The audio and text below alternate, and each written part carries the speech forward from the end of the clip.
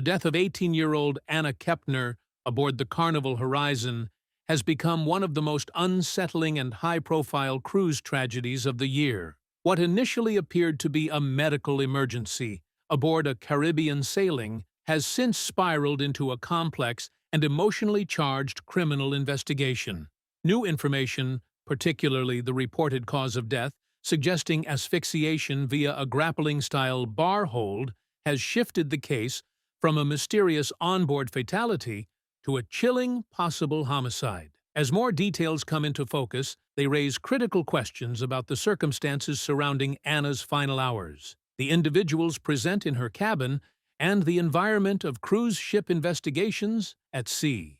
But before we dive into the main topic, don't forget to hit that subscribe button to help me reach my first milestone of 5,000 subscribers. And if you find the video useful, it really means a lot and gives me the motivation to keep improving both the content and video editing. Thank you so much.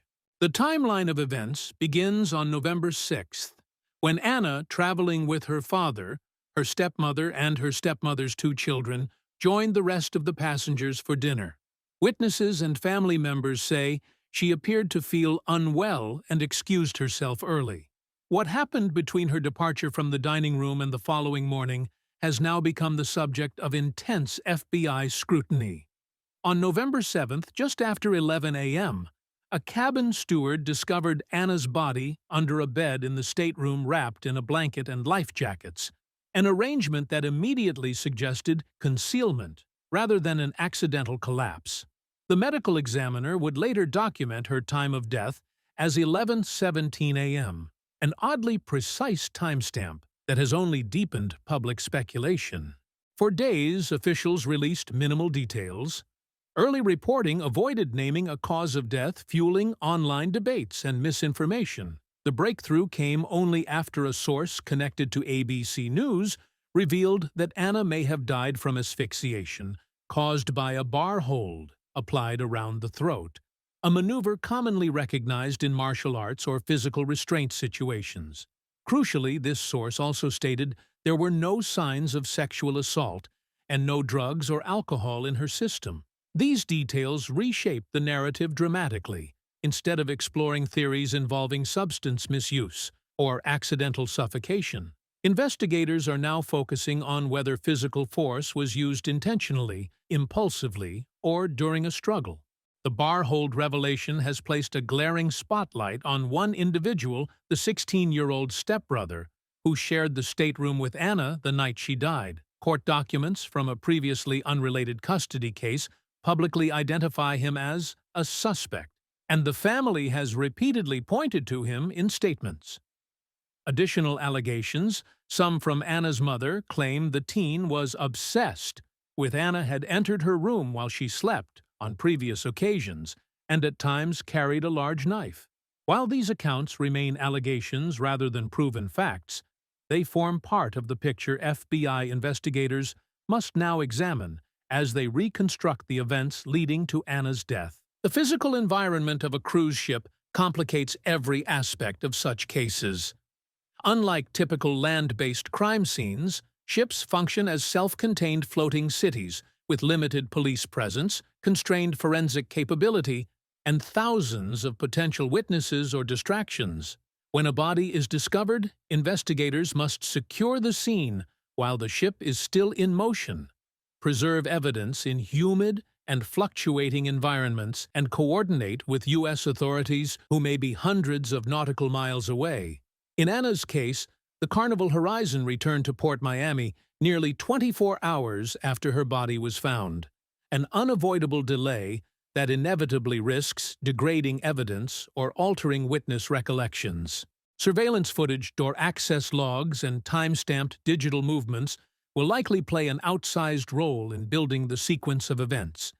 Cruise ships capture thousands of hours of CCTV across hallways, public areas, and entrances to stateroom corridors, though cameras rarely cover inside the cabins themselves.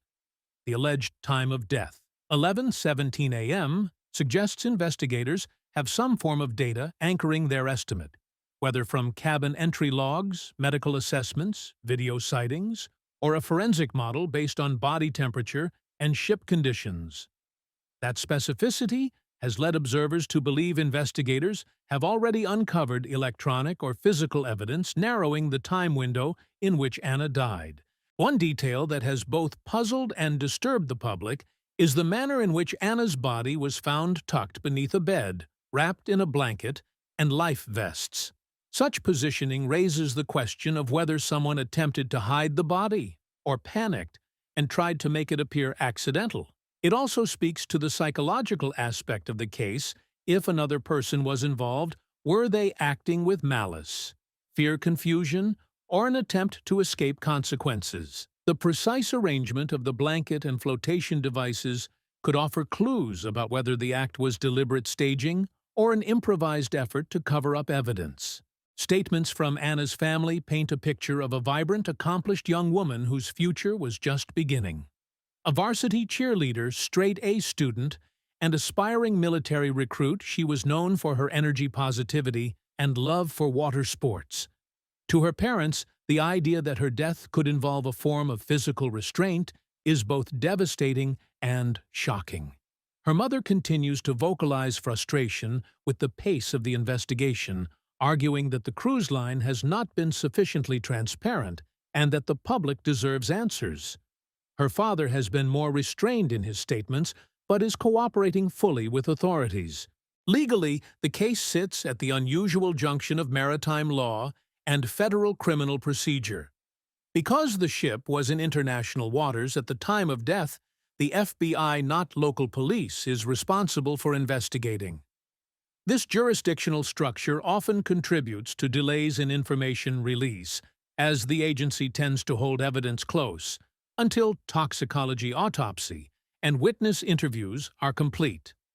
The FBI has confirmed that no arrest has been made, and the teen step-sibling has not been formally charged, but investigators continue gathering evidence. Given the sensitive age of the involved minor, the FBI is also limited in what it can disclose publicly. Public reaction has been intense. The combination of an enclosed, isolated environment, the presence of minors, and the dramatic new detail of a possible chokehold has reignited already heated conversations about violent incidents at sea. Some cruise-focused forums have speculated about teen conflicts aboard ships, citing prior incidents where unsupervised minors have been involved in fights or dangerous behavior. Others argue that the case appears deeply personal and unrelated to broader cruise trends. Still, the tragedy inevitably contributes to the ongoing debate about whether cruise lines need stricter stateroom assignment policies for minors, increased patrols in passenger corridors, or more robust checks on cabin activity. Amid all this, Carnival Cruise Line has maintained a careful tone, expressing condolences while deferring to the FBI on all factual matters. Cruise lines typically avoid commenting on active criminal investigations due to legal and reputational risks. But the public has noted that Carnival is now facing multiple unrelated controversies, from vessel incidents to guest complaints, causing some to question the company's crisis management practices. Whether fair or not, the timing of these stories has heightened scrutiny of its onboard safety culture. As for the suspected cause of death, the concept of a bar hold carries implications. It is not a casual or accidental movement. It requires positioning an arm across someone's neck or upper chest and applying pressure. While not always fatal, improper or forceful application can restrict airflow or blood flow to the brain. Investigators must determine whether such a hold could have been applied accidentally during roughhousing, for instance, or whether the evidence suggests deliberate application. Autopsy findings such as bruising, hemorrhaging, tissue damage, or bone injury will be key in distinguishing between these possibilities. Ultimately, the investigation is still unfolding. Toxicology results, which can take weeks, will either confirm the earlier statement that no substances were found in her system or reveal additional insights. Autopsy findings may clarify the extent and nature of neck trauma. And digital forensics from the cruise ship log's camera footage device activity will almost certainly narrow the timeline to a minute-by-minute reconstruction. Until these pieces come together, the full truth of what happened to Anna remains just out of reach. What is clear, however, is that the emerging revelation about the cause of death has transformed this case.